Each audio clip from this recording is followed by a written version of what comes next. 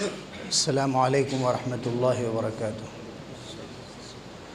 الحمد للہ رب العالمین والصلاة والسلام علی المبعوث رحمة للعالمین والعاقبۃ للمتقین ولا عدوان الا علی الظالمین۔ اما بعد فقد قال النبی صلی اللہ علیہ وسلم ذلك شهر يغفل عنه الناس بين رجب ورمضان ذلك شهر ترفع فيه الأعمال إلى رب العالمين فأحب أن يرفع عملي وأنا صائم أو كما قال عليه الصلاة والسلام۔ محترم حضرات، امت مسلمہ کے نوجوانوں اور معزز خواتین،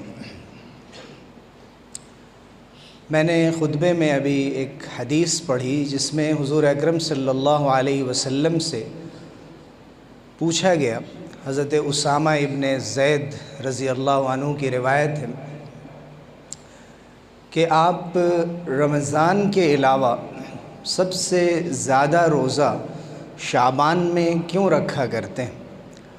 تو حضور اکرم صلی اللہ علیہ وسلم نے فرمایا کہ ذاک شہر یغفل عنہ الناس بین رجب و رمضان، یہ ایسا مہینہ ہے کہ جس میں لوگوں سے غفلت ہو جاتی ہے۔ چونکہ عرب رجب کا بھی احترام کیا کرتے تھے، جو احترام والے عظمت والے 4 مہینے ہیں جن میں پہلے سے بھی عرب جنگ نہیں کیا کرتے تھے، اسلام کے آنے سے پہلے بھی، جاہلیت میں بھی، تو وہ رجب کا خاص احترام کیا کرتے تھے، اور رمضان کا احترام تو ہے ہی، اس کے درمیان میں شعبان میں ذرا غفلت ہو جایا کرتی تھی۔ تو حضور اکرم صلی اللہ علیہ وسلم نے صرف اشارہ فرمایا کہ یہ مت سمجھو کہ شعبان فراغت کا مہینہ ہے، خالی رہنے کا مہینہ ہے، رمضان آئے گا تب ہم تیاری شروع کریں گے۔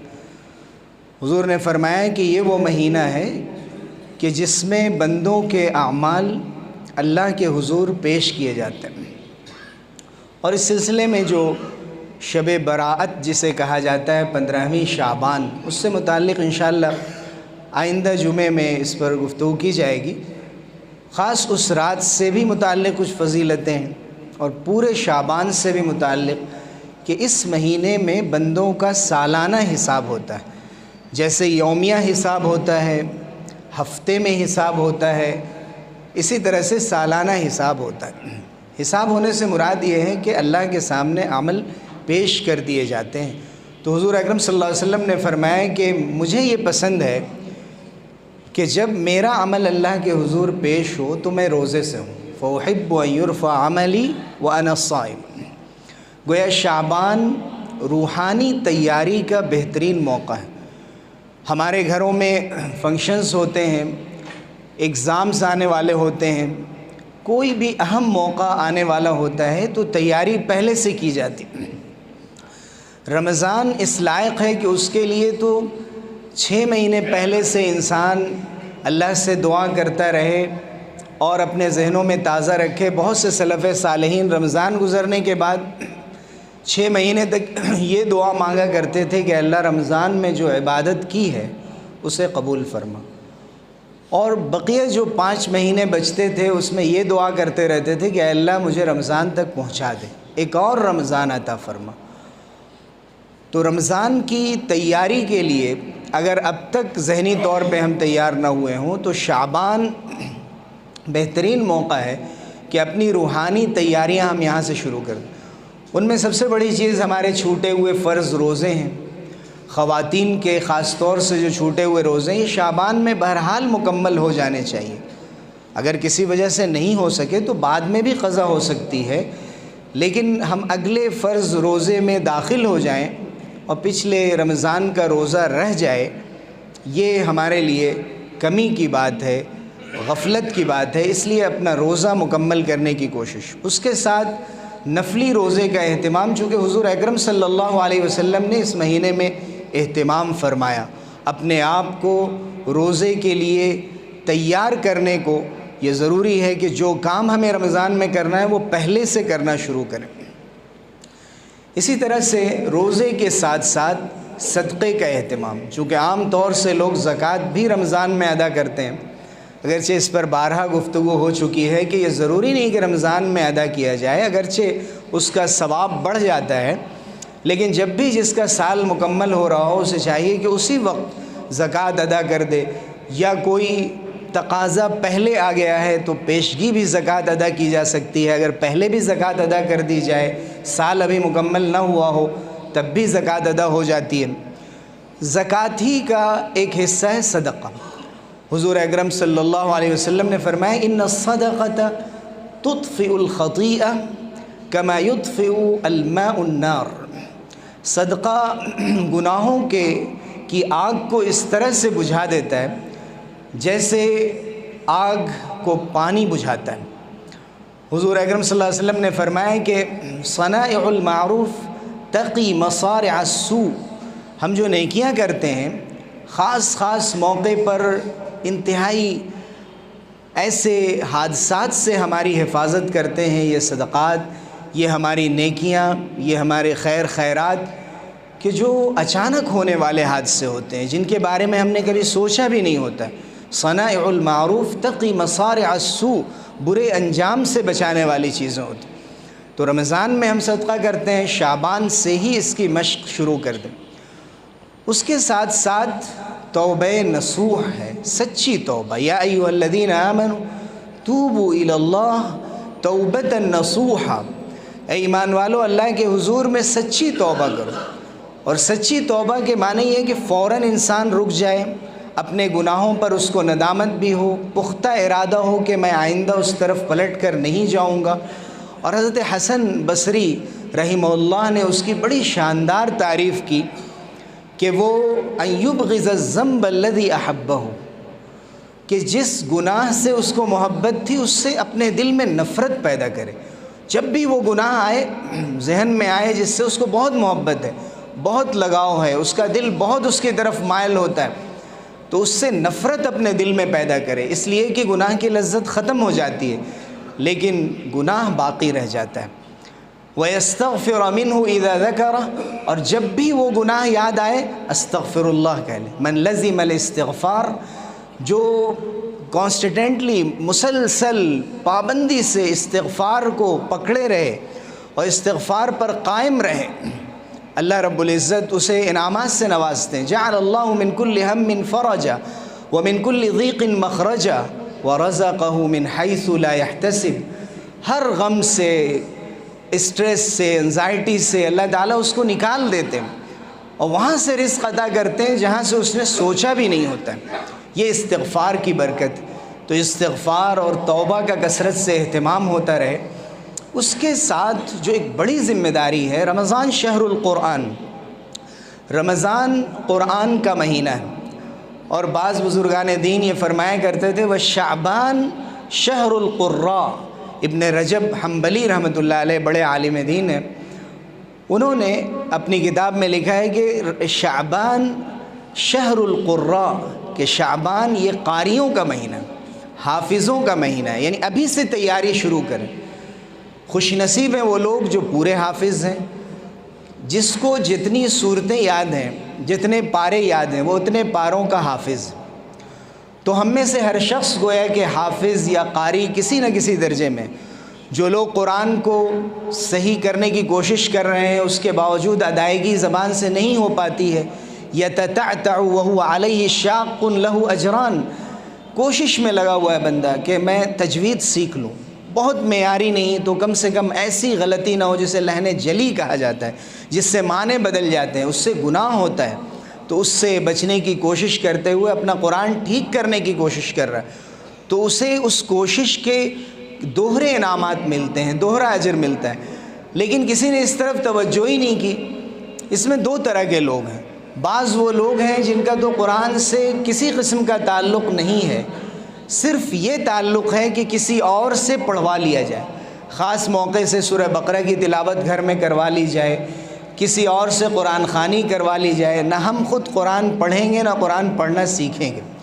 بہت سے لوگ یہ کر رہے ہیں کہ وہ قرآن مجید کو اس کے عربک ٹیکسٹ سے نہیں پڑھتے، قرآن کا اور کوئی ٹیکسٹ نہیں ہوتا ہے، اب یہ ٹرانسلیٹریشن اور رومن سے پڑھنا شروع کیا ہے لوگوں نے قرآن مجید، ہا ہے، عین ہے، جو مخارج ہے ہمیں پتہ ہی نہیں ہے، ہم عربی کے حروف کو نہیں پہچانتے، یہ جرم ہے، اس کو ٹھیک کرنا ضروری ہے۔ اگر کوئی نیا نیا اسلام لایا ہو تو ٹھیک ہے، کچھ دن اس کی مجبوری ہے، لیکن ہم پوری زندگی اسی پر گزار رہے ہیں اور اس کے ساتھ ٹرانسلیشن پڑھ رہے ہیں اور سمجھ رہے ہیں کہ میں قرآن کو بہت سمجھ رہا ہوں۔ قرآن سمجھنے سے پہلے تلاوت کی کتاب ہے۔ یہ غلط فہمی دور کر دی جائے کہ قرآن صرف سمجھنے اور تدبر کے لیے۔ ایک طرف غفلت ہوئی کہ ہم نے قرآن کو سمجھنا چھوڑ دیا، ہم نے قرآن کے الفاظ کا ترجمہ جاننا چھوڑ دیا۔ اس تلافی کو اس کی تلافی کرنی ہے، اس غلطی کو ٹھیک کرنا ہے، ہمیں قرآن کا ٹرانسلیشن بھی سیکھنا ہے، لیکن جو پہلا مرحلہ ہے وہ قرآن مجید کی تلاوت۔ حضور اکرم صلی اللہ علیہ وسلم خود بھی قرآن مجید کی تلاوت فرمایا کرتے۔ قرآن کے سب سے پہلے حافظ، سب سے پہلے قاری، سب سے پہلے عالم، سب سے پہلے مفتی، سب سے پہلے قاضی اور جج خود حضور اکرم صلی اللہ علیہ وسلم کی ذات گرامی ہے۔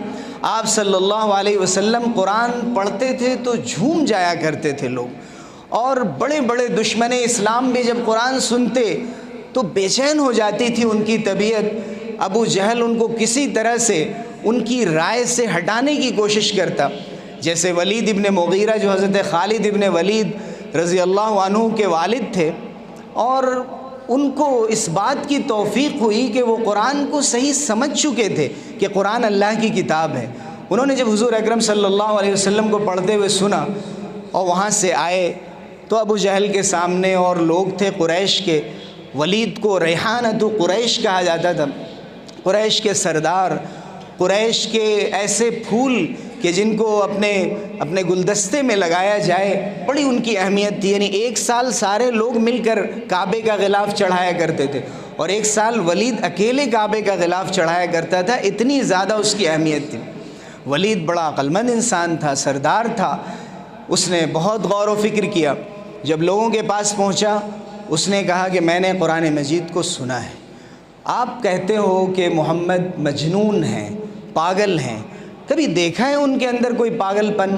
کہتے ہو وہ کاہن ہیں، وہ ایسٹرولوجی سے چلتے ہیں، وہ نجوم کا علم، ستاروں کا علم بتاتے ہیں، تم نے دیکھا ہے کہ وہ کوئی پیشین گوئی کرتے ہیں، آگے کی بات بتاتے ہیں، کسی کے ذاتی مسئلے میں کوئی دخل دیتے ہیں؟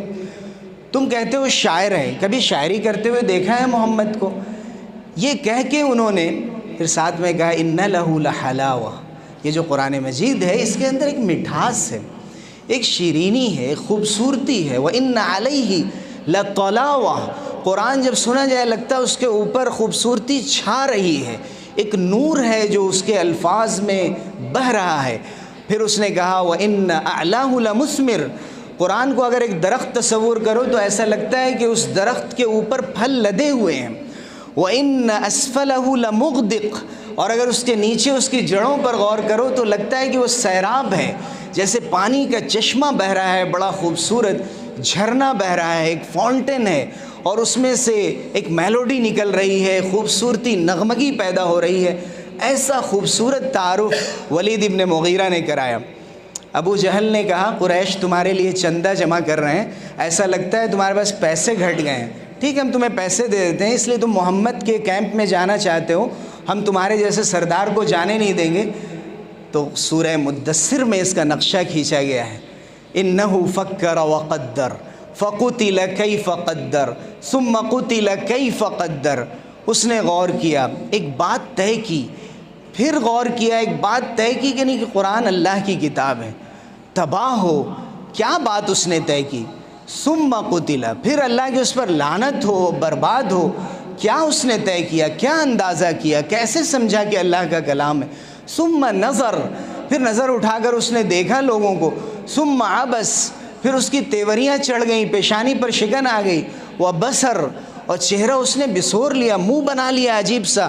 جب انسان کے دل میں کچھ ہوتا ہے، اوپر کچھ ہوتا ہے، تو چہرے پر اس کا اثر آ جاتا ہے۔ دل کہہ رہا ہے کہ اللہ کا کلام ہے، لیکن سرداری جا رہی تھی، اس لیے اوپر سے کہنے لگا ثم عبس وبصر ثم ادبر واستکبر، پھر رخ پھیر لیا اور وہ غرور میں مبتلا ہو گیا، اور اس کے بعد یہ کہتا ہے ان ھذا الا سحر یؤثر، کہ یہ تو جادو ہے جو نقل ہوتا چلا آ رہا ہے، ھذا الا قول البشر، کہ یہ تو انسانوں کا کلام ہے۔ اللہ تعالیٰ نے بہت سخت انداز سے فرمایا سأصلیہ سقر، میں اس کو جہنم میں جھونک دوں گا۔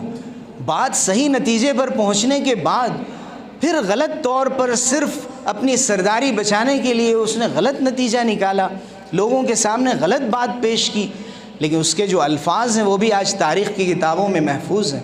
اور اسی کے خاندان سے حضرت خالد ابن ولید جیسا شخص پیدا ہوا جو سیف مسلول من سیوف اللہ، اللہ کی تلواروں میں سے ایک ایسی تلوار جو چمکتی ہوئی تلوار تھی۔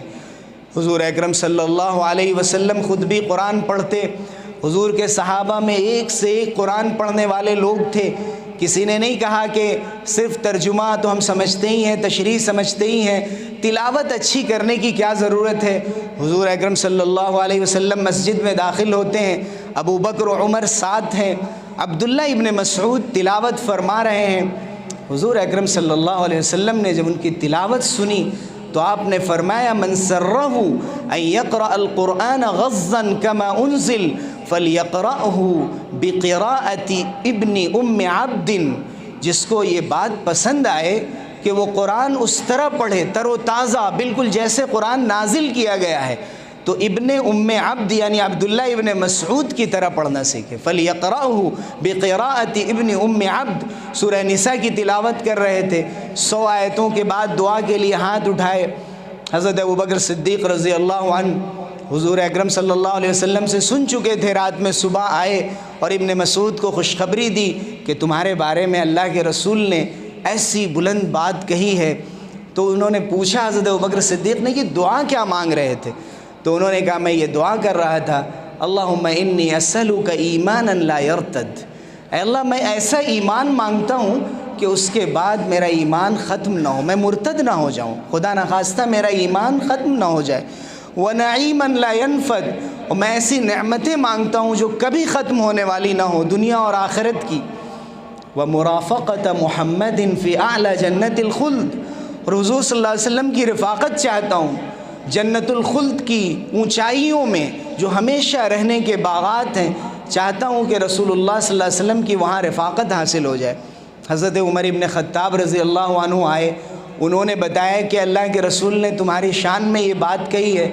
انہوں نے کہا کہ لقد سبقک ابو بکر، ابو بکر تو پہلے آ کر بتا گئے مجھے کہ ابن مسعود کے بارے میں اللہ کے رسول نے یہ بات کہی ہے۔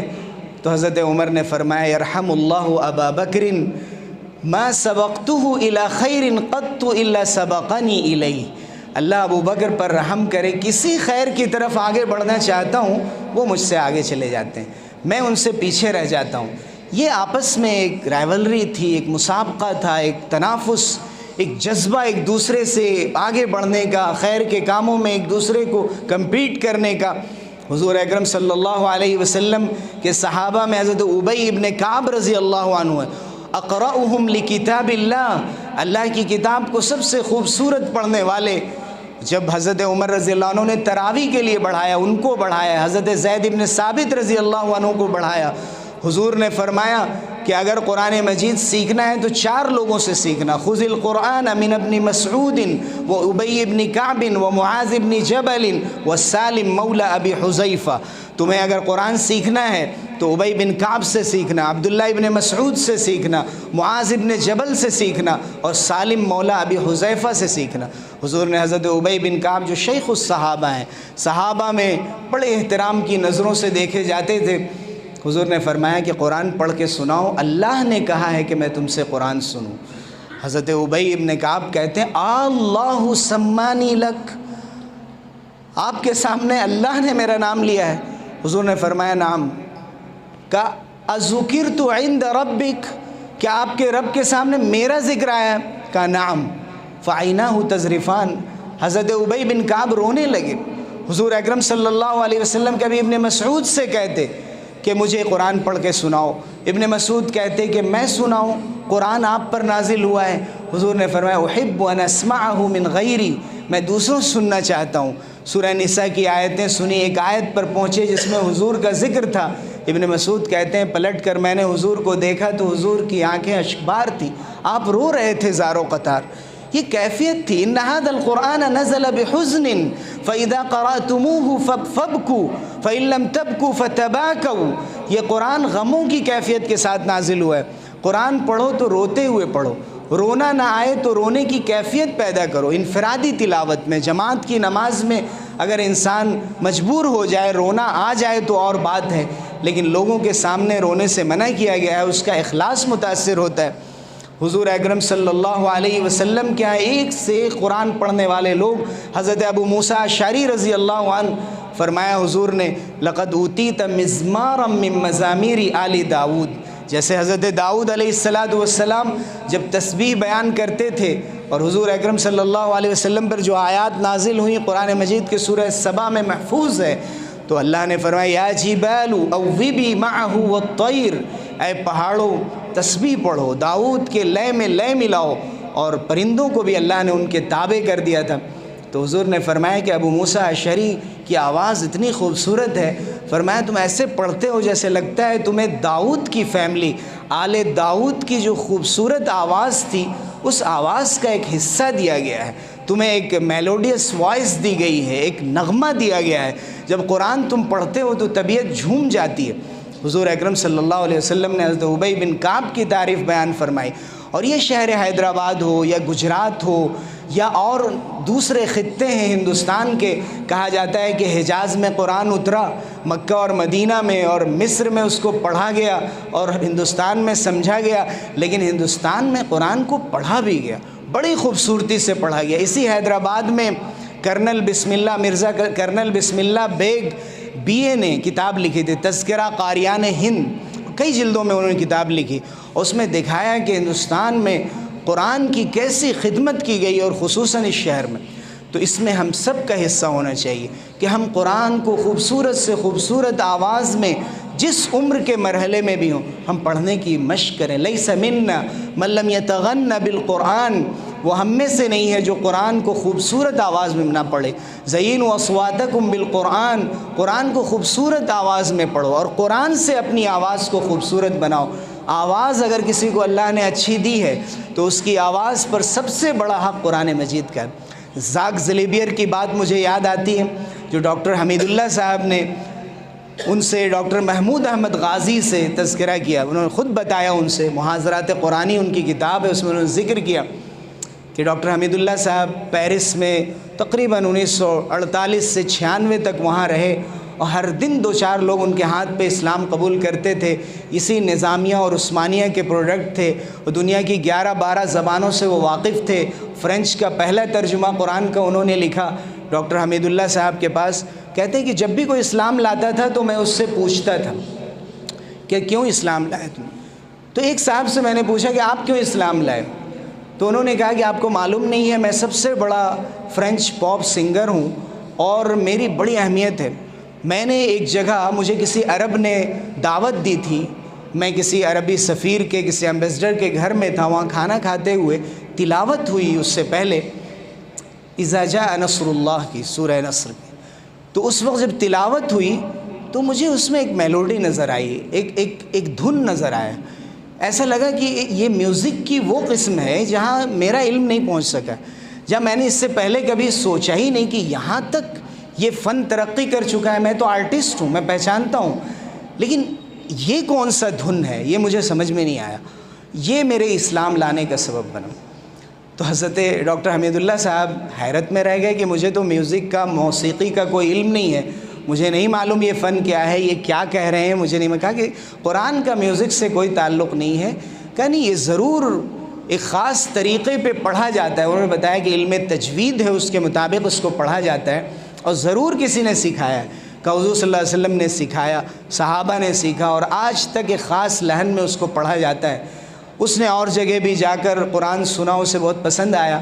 انہوں نے ایک الجیریا کے ایک عالم تھے، کوئی حافظ صاحب تھے، ان کو رکھ دیا کہ ان سے آپ قرآن سیکھیں. وہ قرآن پڑھا رہے تھے. اذا جاء نصر اللہ والفتح ورأيت الناس يدخلون في دين الله افواجا، یہاں رک گئے. فسبح بحمد ربک واستغفر انه كان توابا. تو زاک زلیبیر کہتے ہیں کہ نہیں یہ وہ دھن نہیں ہے جو میں نے سنا تھا، یہ وہ نہیں ہے. اور عجیب عجیب شک کرنے لگے ایمان پر، اسلام پر، قرآن کے اللہ کے کلام ہونے پر۔ تو ان کے استاد ان کو ڈاکٹر حمید اللہ صاحب کے پاس لے کر آئے کہ یہ کیا کہہ رہے ہیں، میرے سمجھ میں نہیں آتی یہ بات۔ تو ڈاکٹر حمید اللہ صاحب نے بھی غور کیا، کہا مجھے بھی نہیں بات سمجھ میں آ رہی، آپ کے اعتراض کا کوئی جواب نہیں ہے میرے پاس۔